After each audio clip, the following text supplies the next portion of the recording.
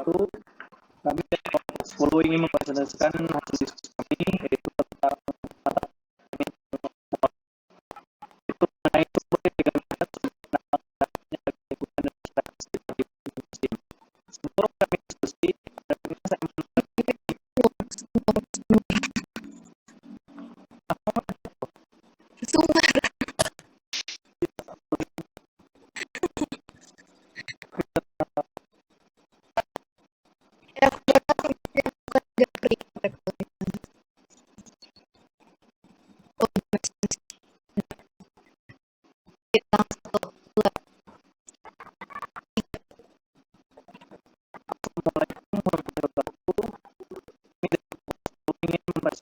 mempresentasikan hasil diskusi kami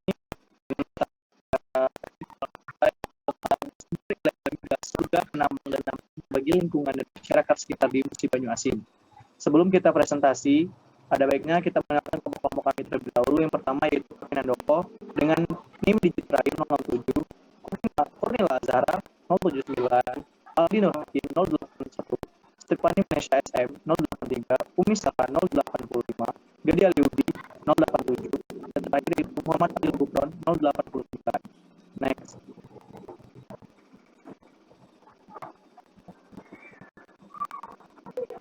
Materi pertama atau bagian pertama tentang jenis dan karakteristik limbah yang akan dijelaskan oleh Aldi Nurhakim dan Muhammad Adil Gufron.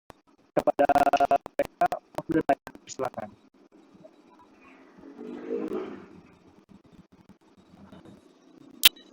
Tadi saya akan menjelaskan mengenai jenis dan karakteristik limbah pencemar. Pertama, berdasarkan sumbernya. Limbah lumpur dari Musi Banyu Asin, Sumatera Selatan disebabkan karena adanya limbah hasil pengolahan di bawah pemandangan tanpa ada dihasilkan dari adanya kegiatan penambangan sumber ilegal ini. Oleh ilegal di kabupaten yang berada di Luhur Jaya dan Keluar. Next.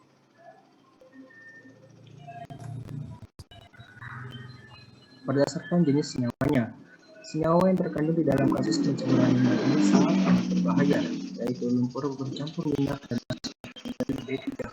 Sangat berbahaya bagi tubuh manusia, makhluk hidup, lingkungan, dan ekosistem yang ada di sekitarnya. Baiklah, di sini saya akan melanjutkan ciri berdasarkan wujudnya. Berdasarkan wujudnya, limbah minyak mentah termasuk ke limbah cair dengan banyak kandungan berbahaya yang ada di dalamnya. Next. Karakteristik yang dimiliki limbah tersebut, yang pertama, cair berwarna hitam, selanjutnya tidak larut dengan air, yang selanjutnya bau tidak sedap, dan yang terakhir bercampur dengan lumpur. Materi kedua yaitu pasal dan ketentuan hukum yang dilanggar yang akan dijelaskan oleh saya sendiri. Next. Di sini tentang materi pasal atau ketentuan hukum yang dilanggar dari pencemaran lingkungan yang terjadi pada penambangan ilegal di Musi Banyu Asin. Di dalam kasus ini sesuai dengan UU nomor 32 tahun 2009 tentang perlindungan dan pengelolaan lingkungan hidup. Kasus ini melanggar pasal 69. Sebelum itu kita perlu tahu apa itu UU nomor 32 tahun 2009. UU nomor 32 tahun 2009 ayat pasal 1 ayat 2 adalah upaya sistematis dan terpadu yang dilakukan untuk melestarikan fungsi lingkungan dan mencegah terjadinya pencemaran atau kerusakan lingkungan hidup yang meliputi perencanaan, pemanfaatan, pengendalian, pemeliharaan, pengawasan, dan penegakan hukum. Dalam tercantum jelas dalam pasal 69 mengenai larangan perlindungan dan pengelolaan lingkungan hidup yang meliputi larangan melakukan pencemaran, melakukan benda berbahaya dan beracun atau B3, memasukkan limbah, dan terakhir yaitu melakukan pembukaan lahan dengan cara membakar dan lain sebagainya.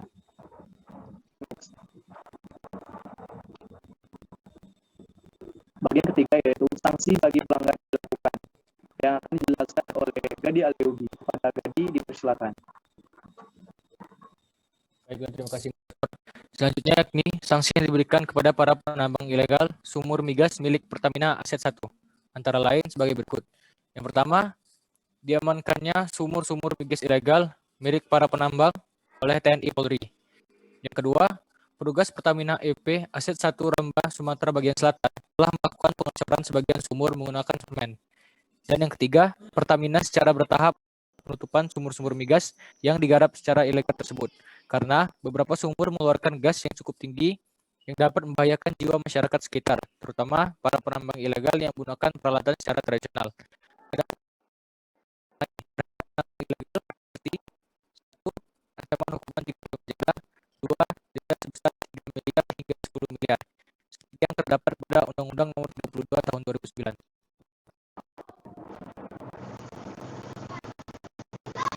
Baiklah, materi tentang mitigasi yang dapat dilakukan menurut undang-undang yang akan dijelaskan oleh Umi Sarah dan Kurila Azhara. Pada Umi dan Kurila, waktu dan tempat dipersilakan. Baiklah, terima kasih kepada moderator. Di sini saya akan menjelaskan mitigasi yang berdasarkan tentang undang-undang. Penambangan ilegal sumur migas milik Pertamina. Penambangan ilegal sumur migas milik Pertamina yang dikerjakan oleh penambang ilegal di Kabupaten Musi Sumatera Selatan menyebabkan pencemaran limbah cair berwarna hitam hasil pengeboran liar sebanyak 2.000 sampai 2.500 ton migas cair B3 minyak bercampur telah mencemari lingkungan hidup sekitar di wilayah Keluang dan Mangunjaya Kabupaten Musi Banyuasin, Sumatera Selatan. Next.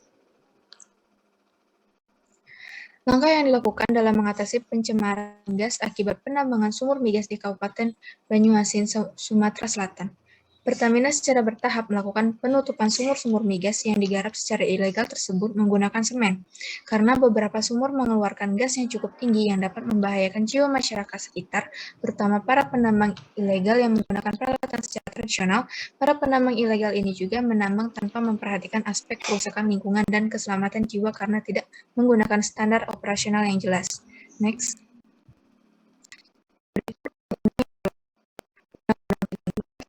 Tentang perlindungan dan pengelolaan hidup PP 101 tahun 2014 tentang pengelolaan limbah B3. Next.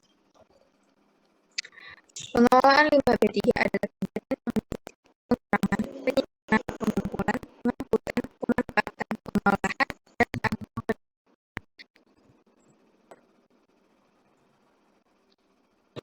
dan selanjutnya dijelaskan oleh Kurila Azhara. Kepada Kurila dipersilakan. Baiklah, terima kasih Umi Sarah. Saya akan melanjutkan penjelasan dari Umi Sarah.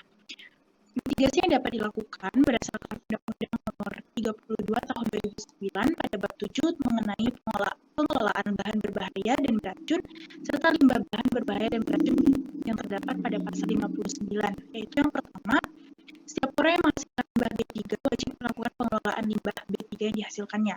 Yang kedua adalah hal B3 sebagaimana dalam pasal 50 pengelolaannya mengikuti ketentuan pengelolaan limbah B3. Yang ketiga, dalam hal setiap orang tidak mampu melakukan sendiri pengelolaan limbah B3, pengelolaannya diserahkan kepada pihak lain. 4. Pengelolaan limbah B3 wajib mendapat izin dari Menteri, Gubernur, atau Bupati Wali Kota sesuai dengan kewenangannya. 5. Menteri, Gubernur, atau Bupati Wali Kota wajib mencantumkan persyaratan lingkungan hidup yang harus dipenuhi dan kewajiban yang harus dipatuhi pengelola limbah B3 dalam izin. 6. Keputusan pemberian izin wajib diumumkan. 7. Ketentuan lebih lanjut mengenai pengelolaan limbah B3 diatur dalam peraturan pemerintah. Next.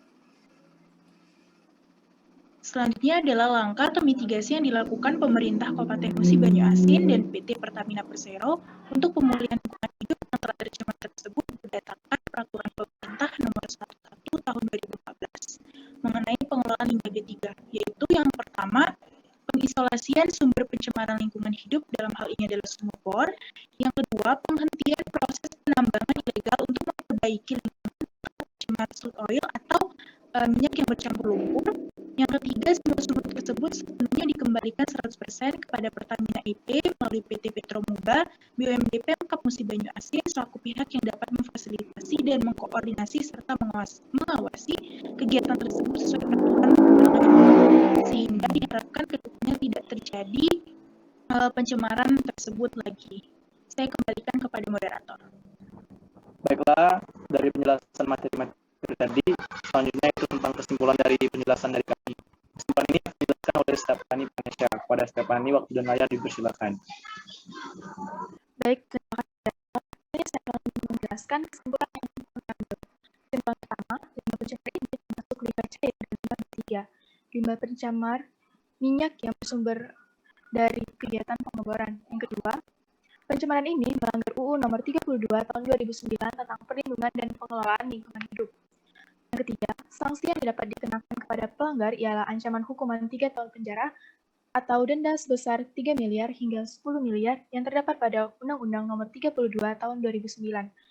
Yang terakhir, langkah yang dapat dilakukan oleh PT Pertamina serta pemerintah adalah pengisolasian sumber pencemar, penghentian proses penambangan ilegal, serta pengembalian sumur kepada pihak PT Pertamina.